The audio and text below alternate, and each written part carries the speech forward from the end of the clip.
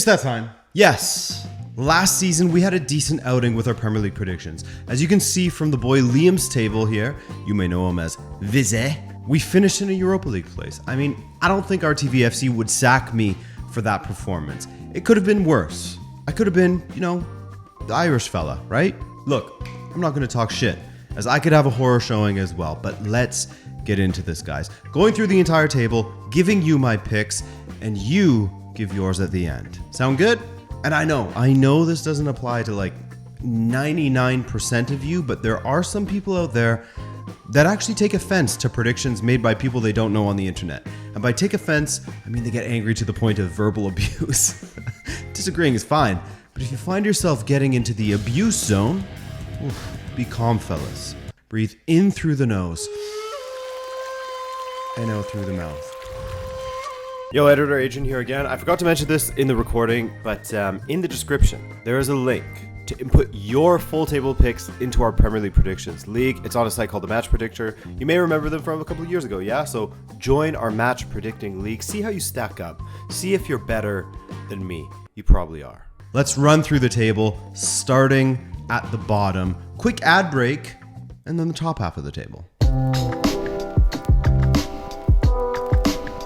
Alongside Norwich, these Fulham boys are the Yo-Yo Kings, and they have a major point to prove this season. We've seen this from them before. They do well in the Championship. They look great. They spend some cash when they arrive in the Premier League. Mitrovic looks like a god in the Championship, and then they both stink up the place. We've also seen this from Marco Silva. He shows a ton of promise and then finds a way to fail one way or another. That's a potent mix, isn't it? They come into the season off the back of a stunning campaign in the Championship, but we know that strong showings in the Championship don't often lead to a strong year in the Premier League, especially when it comes to Fulham. As someone who has watched Marco Silva closely throughout his career, I don't trust the dude, and I think the loss of Fabio Carvalho will be a massive, massive detriment to their attack. However, that all said, I have them barely surviving in 17th, just making it to safety on the basis of their transfer window, which has been somewhat promising, I'd say. They'll battle it out with the next team we'll talk about. Good times at the end of last season as Lampard was able to inherit Everton in 16th and ended up finishing in 16th. These boys stood still, and a lot of it was down to the brilliance of Richarlison, who should be thanked for basically saving their season to close things out. Unfortunately for Everton, they'll need a new talisman, as Richarlison, of course, has left for Spurs, which begs the question of how they will pull it out of the bag this time. They brought in two players from the relegated Burnley side, James Tarkowski and Dwight McNeil. I like the signing of the former. Keane was looking a bit crap last season at times. Oh, and they have been linked with yet another Burnley player, Maxwell Cornet. After barely escaping relegation, they are rubbing it in the faces of relegated Burnley, I guess. We'll just take your team. I have Everton just losing out to Fulham in the safety race as they finish 18th. Yes, I have them going down. Eddie Howe's former side are back in the Prem after finishing second in the Championship. The Cherries were number 2. That's a good omen, in my opinion. Don't set the expectations too high, allow other teams to underestimate you. Scott Parker, he's back in the Prem after that tough season he had with Fulham in the big leagues, guiding Bournemouth to the best defense in the entire division. Will that hold up in the Premier League? I don't think so, as their squad looks a little bit thin in my opinion, so I have them in 20th, but hey, happy to be proven wrong.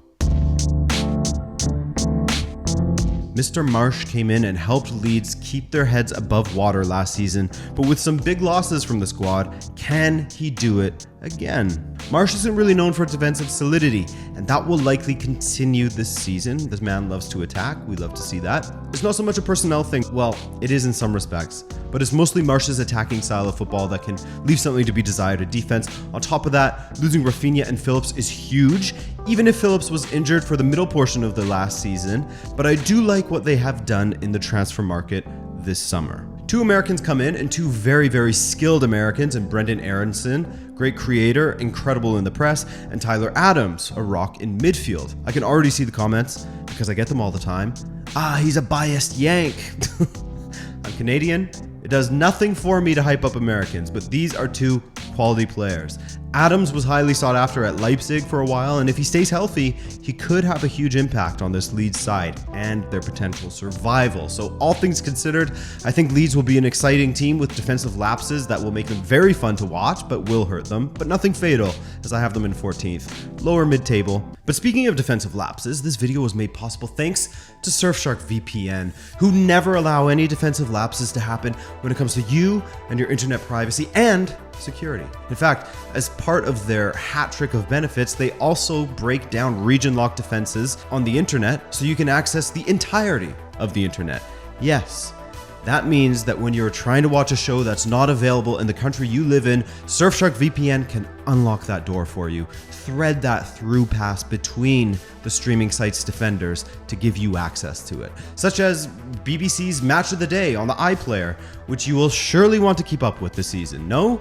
At least for the theme song alone. Just tune in for the theme song each week, turn it off after that. Watch the weekend recap instead. Or if you're going to get one last vacation in, or you're a digital nomad or what have you, then Surfshark VPN is crucial to your life. Public Wi-Fi is the backbone of any great nation. Where would we be without doom scrolling in public, right? Well, when you hop on those public Wi-Fi's, bad boy hacker guys can lift all of your private information to do bad boy things with it, like, I don't know, steal your identity or financial info. Not with Surfshark VPN. They protect you from all of that with their military-grade encryption multi-hop feature that connects you to 2 servers. Speaking of which, they have over 3,200 servers in 95 countries. Okay, epic. They have a no logs policy, which is not an anti-Nottingham Forest rhetoric. It just means that Surfshark VPN will never keep a log of your activity because, again, Surfshark's hat trick of benefits are 1, keeping your private information protected from bad dudes, 2, keeping your browsing private from your internet service provider, and 3, ensuring you can access the entirety of the internet without geo-locks getting in the way. So guys, use the link in the description and use code RABONATV, all one word, to get Surfshark VPN at 83% off plus 3 extra months for free. And with a 30-day money-back guarantee, it really is no risk. Thank you, Surfshark VPN. And guys, stay safe out there. Speaking of staying safe, I'm not sure if this next club will stay safe this coming season. This pains me to say, back in the day I had a FIFA YouTube channel, way back in the day. Didn't get very far.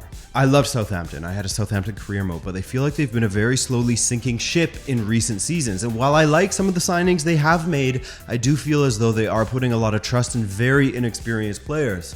Sekou Mara arrives from Bordeaux, 19, Romeo Lavia, 18, Gavin Bazunu, a 20-year-old keeper, Bella Kotchap is 20. Their most senior signing is 25-year-old Joe Aribo, which is great for the future of the club, but in the present, we'll see how things shake out and how Hasenhüttl can manage to string things together. But as much as I like Southampton, I feel as though this could be the year where they take a 1-year sabbatical in the championship before coming back stronger. I have them in 19th, but hopefully they prove me wrong. It hurts me to say that.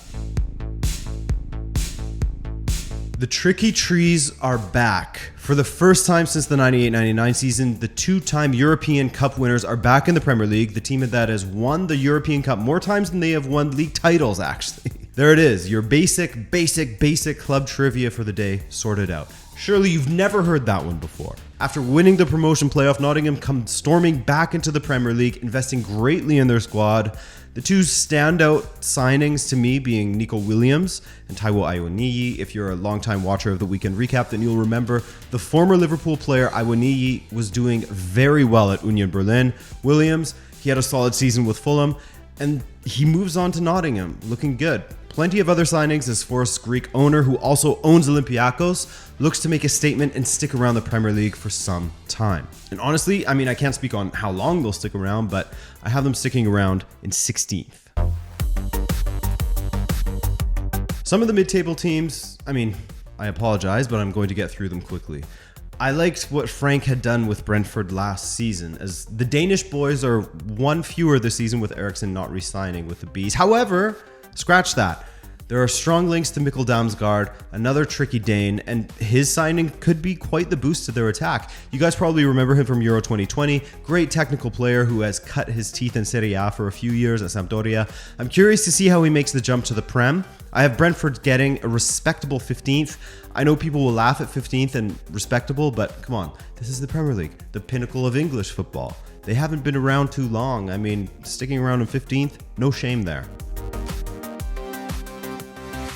Graham Potter grew a beard, and suddenly Brighton look all the better for it. So does Potter, to be fair to him. Looking handsome, my friend. Deniz Undav returns to Brighton after a fantastic stint in Belgium with surprise title challengers Union Saint-Gilloise. He scored 27 and assisted 13 there, so he could well be the finisher that Brighton have been dying for in the past few seasons.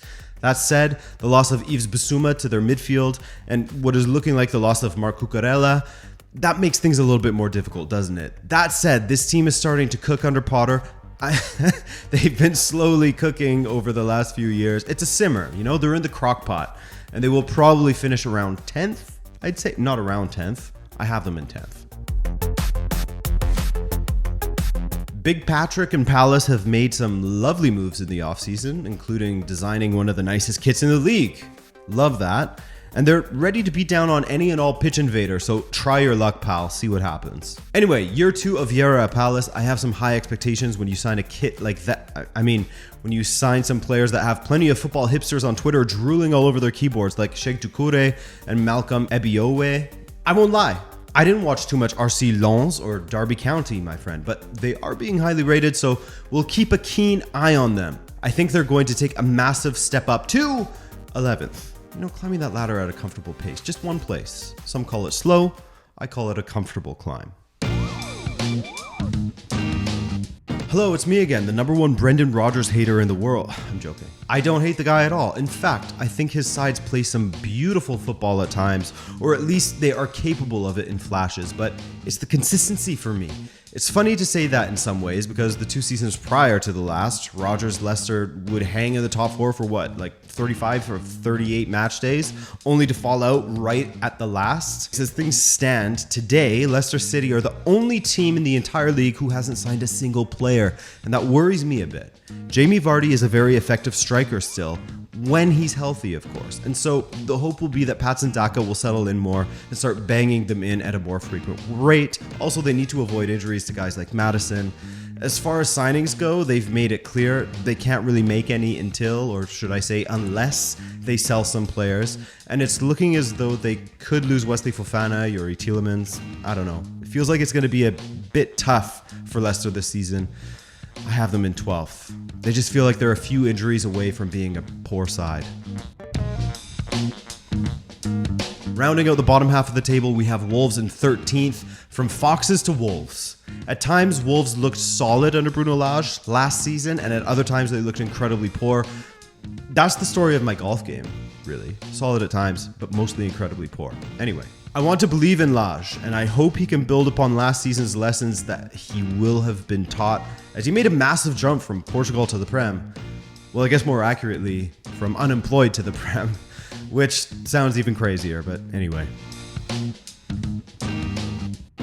Here we go with my first roll of the dice. Steven Gerrard came in mid-season last season, so we can excuse him for slightly, at least, for how Villa finished in 14th. But last season's table was fairly tight, and with a proper preseason and the addition of Diego Carlos at center back, that's a great signing, by the way. Poor Sevilla. They've been absolutely ravaged this offseason. I think that Villa will climb a lot higher. Plus, Coutinho will be more settled, etc., etc. I have Villa in 9th. Manchester United, they could go in either direction for me. And I think whether Ronaldo is there or not doesn't make a huge difference in some respects. In fact, with the way he's handled himself recently, leaving halfway through a friendly after he was subbed, not showing up for training at the start of the preseason, skipping the preseason tour, begging every UCL club to sign him, beefing with the media on Instagram. I mean, I'm speculating here, but Ten Hag may be relieved if he leaves, as he could cause major issues with his behavior. It's getting a little bit weird between them. A clean slate is probably preferred. Players who want to buy into Ten Hag's vision and will actually apply his instructions and pull in the same direction, as opposed to simply playing for themselves and how they want to play. So there's plenty of potential there if they are able to buy into and execute on Ten Hag's vision. That said, they haven't sorted out their midfield. I mean, Donny under Ten Hag could be like a new signing, actually. They could use a proper defensive midfielder still, in my opinion. I like Eriksen and Martinez signings. They need a right back still. I mean, we'll see. I think they will look better overall this season, but the teams ahead of them will be tough to overcome. There are three sort of battlefields out there. First versus second, third and fourth, and fifth and sixth. And United will be in that third group up against Chelsea. And Chelsea's attack concerns me as Tuchel is yet to get that right. Defense lost two bodies and brought in Koulibaly. Question marks over Azpilicueta and Alonso as well. So they need reinforcements at center back and on the left, and it looks as though Cucurella could be that guy for them. I think Chelsea also need a different kind of profile in the midfield, someone who could create more opportunities instead of an over-reliance on their wing backs. Last season, we saw how much the loss of Chilwell hurt them, so at least if they sign Cucurella, they'll have some depth on the left. And competition. The teams ahead of them have more cohesive attack and midfields that can create well. Whereas again, creative fullbacks are integral in modern football, of course, but Chelsea seem to suffer more than the teams ahead of them when their first choice fullbacks are out. That, and whether Sterling is the deadly finisher they can rely upon, well, I mean, questions are going to be asked of his consistency in finishing, but he is absolutely a fantastic signing and a fantastic player. I think Chelsea's defense will be revitalized with Koulibaly back there, and that will be the key to them finishing ahead of United in 5th place. West Ham have signed a proper striker. Yes, the Irons signed Gianluca Scamacca, a guy who gives a bit of young Zlatan energy in a sense, with his tall frame, his control and ability on the ball, and how he can absolutely lash it into the goal. He's absolutely a quality player, and if he can settle quickly, then West Ham will have that focal point they've been without for some seasons now. Nayef Aguerd also arrives to provide some strength at the center back position, and again, one of the big wins for West Ham in this window has been hanging on to Declan Rice, whom they've priced him out of the market, really. Moyes has done a brilliant job with this side, and he smacked his own career back on track. I think 7th is a pretty reasonable position for West Ham as they continue to evolve. Newcastle, the PIF squad. The Public Investment Fund squad, that is, after they were purchased by the Sovereign Wealth Fund back in the fall of 2021. That's all good and great, as they now have ridiculous cash available to them, of course, for great signings such as Sven Botman, fantastic defender who repped Lille last season, and Nick Pope. Pope, by the way, that's a fantastic signing and goal. Always liked him. But perhaps the best signing that Newcastle made was to give Eddie Howe a proper chance in the top flight, and he has delivered, hasn't he? He absolutely revolutionized this squad, and there were decent pieces in place already when he arrived, especially in the attack. He took them from the gutter up to 11th last season, and I think with a proper crack at preseason and an opportunity to start the job on level footing with the teams around him, I could see Newcastle climbing as high as 8th this season and being a bit of a surprise in some ways. Whoa. If we're talking about having a solid window, Arsenal have killed it, haven't they? I mean, I think we're going to see the evolution of Gabriel Jesus, who was always pretty damn good at City, wasn't he? But who was never really given as many opportunities as perhaps he would have liked. I know it's just preseason, but he cannot stop scoring, and against some big teams as well. Fabio Vieira, a great midfielder. He comes in as some added depth behind someone like Odegaard, I would assume. He's a fairly dynamic player who can do well in a host of positions, has great vision. Zinchenko, that boy Zinny, huge character, and also another player that can fill in plenty of positions. I think he was a bit underrated at Man City, similarly to Gabriel Jesus, so I'm interested to see how he evolves. Turner and Marquinhos linked up, and we have William Saliba returning from Marseille after he had a fantastic time there, so Arsenal are looking nice. Arteta had them playing some great football at times last season, and his slow transformation of the club seems to be reaping benefits now. I actually have Arsenal in 4th, a return to the Champions League. Antonio Conte, the man causes a fuss. The man will complain, but the man has earned the right to cause a fuss and complain and potentially walk out on clubs. Okay, maybe that last one is, a little more egregious, but what you cannot deny is that this man is a winner, and he imparts that characteristic on his teams every time. Successfully imparting that on a team like Tottenham would be his magnum opus, but unfortunately, I don't know that he'll be around to see them as Premier League winners. They're not going to win it this season. I think Tottenham are going to be very, very good this season, though. Bringing in, Conte players like Ivan Perisic, who has a ton to offer still despite his age, as well as guys like Yves Bissouma as for their midfield, a right back in Jed Spence, and of course Richarlison, a proven Premier League performer. These are great moves. Owen Longley as well, but based on his Barca days, I do not rate the man. Happy to be proven wrong, though. Like I was saying, I think Spurs are going to be very, very good and will give the top two quite a few scares. I have them going one better than last season, finishing in third. Both Liverpool and Man City lost some iconic players from their recent history, and for Liverpool's part, Sadio Mane left for Bayern, as well as Divock Origi. Everton supporters absolutely punching the air with glee right now with that man out of the league. Minamino is off to AS Monaco, Nico Williams to Forest, etc., etc. But they brought in some great players as well. By the way, the iconic mostly applies to Sadio Mane. And Origi in some senses. The guy scored some huge goals. Remember I said iconic in recent history. Fabio Carvalho. No, I'm not just being biased. But for me, he could be the low-key hitter when it comes to their signings. He has looked fantastic both last season for Fulham and in preseason for Liverpool. Calvin Ramsey, we'll see how much he actually plays. We'll see how good he is, but at least there is a genuine right back to back up Trent now. And of course, Darwin Nunez, the man who was judged to be a flop before he even put the kit on, who had numerous fail comps made from preseason training. Let me repeat that for you again.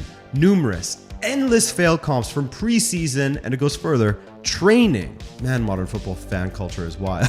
But he scored 4 against Leipzig. Granted, that was a friendly, and he helped change the game against Man City when he came on for the last 30 minutes or so of the Community Shield, which is a glorified friendly. Let's wait and see how he does. I have belief in him, of course, but let's wait and see. City lost Sterling, Gabriel Jesus, and Zinchenko most notably. That's a pretty big trio that are just poof, snapped away from the club, vanished. But their window hasn't been too bad, has it? Alvarez finally arrives after months of waiting for the guy, and he already looks like he is going to grow into a fantastic player that can ghost around and pop up in unexpected places. He's behind you, actually. Stupid joke aside, being serious here now. Where Liverpool have Carvalho as the value for money signing, Alvarez looks like he'll be City's. He's a Guardiola player. Not to mention the price paid for Haaland wasn't too shabby at all, was it? And yes, he looked incredibly rusty against Liverpool, but I swear if people are starting to judge players based on Community Shield performances, which they will, then we have a problem with the development of brains in football fans, I think. City are those dudes that always win no matter what. That team that wins and flexes on everyone with their shiny new signings while everyone's like, okay, dude, we get it. You've won again. Cool. You have all the best stuff. Congrats. If it wasn't for Liverpool in 2020, they would have won the league 5 seasons consecutively. That's just what Pep does in league play, right? It will be interesting to see who adapts faster, Liverpool's new signings or City. And he's not a new signing, but Jack Grealish in particular for them, if he gets to his best, the link up with Haaland could be devastating for the league. But if he plays like Season 1 Jackie boy, then the lack of Gabriel Jesus and Sterling's as options in the attack is worrying. That's why Pep signed me. Same could be said of Liverpool as well. If Darwin flops, then you're relying on a Firmino who hasn't been in stunning form for a few years, and a Diogo Jota who's had a fair few injuries at this point. He's still injured right now. With Liverpool and City, it's always a coin flip for me. Look at the recent title races, simply ridiculous. And my coin flip points to Man City once again. Didn't look great in the Community Shield, but just try to remember what the Community Shield is really worth. I have City in first, Liverpool in second. Who knows? If Darwin continues on this trajectory, you could flip them around just as easily, and I probably wouldn't even notice. They're that close in my head. Anyways, fellas, this is my final table. That will do it for this one. Let me know your thoughts, who you have winning it all, going down, etc. And remember to breathe. Thanks for watching, guys. I'm Adrian, and enjoy this season. Ciao.